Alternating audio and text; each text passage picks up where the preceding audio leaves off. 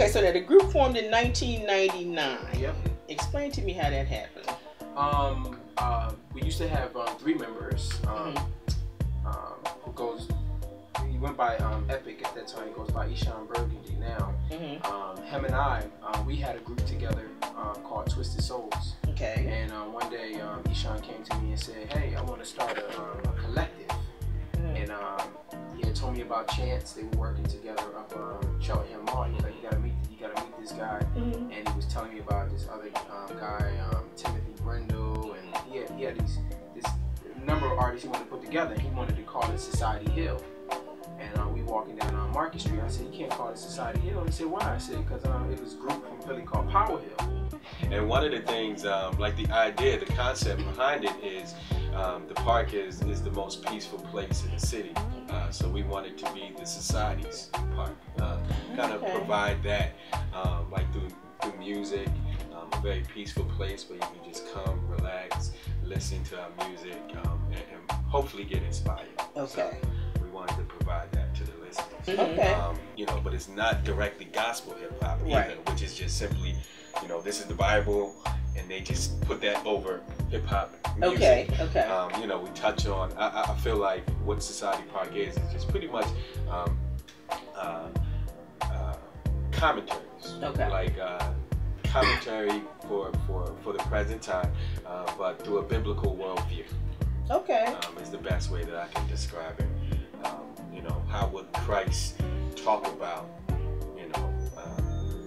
you know, they have that band that says, "What would Jesus do?" Okay. So we take that and pretty much is like, you know, what would Jesus do about education? There you go. What would Jesus do about the state of the black family? What would Jesus do about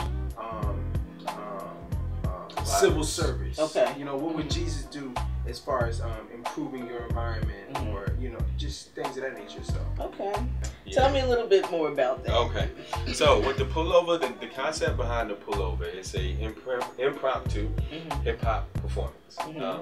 And what we do is we pull up to any random. Currently, we just do them in Philadelphia. But what we do is we pull up to a corner. Typically a high traffic corner. So like a Broad 90.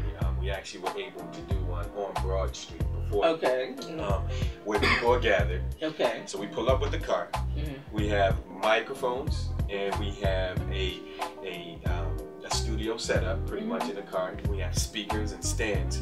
And we set up and we do a performance right there. Anywhere from 10 to 15 minutes, or until the cops shut us down. Whichever comes first. Okay.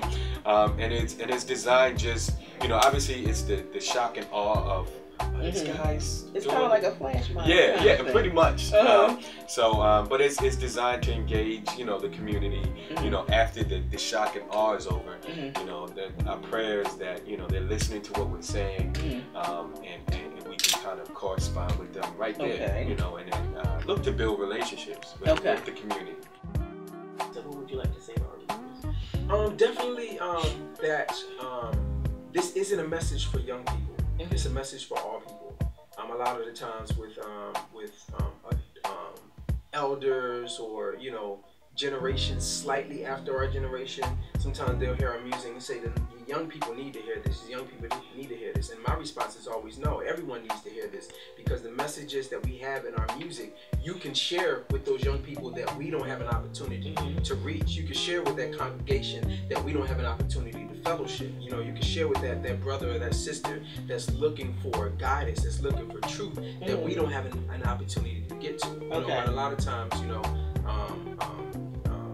the older demographics, they think that just our generation can affect our generation, and our generation are looking for influences in our generation, but we're also looking for the elders for guidance, you know, to see a path that we can follow as well, that would lead us to, you know, becoming our greatest selves and reaching our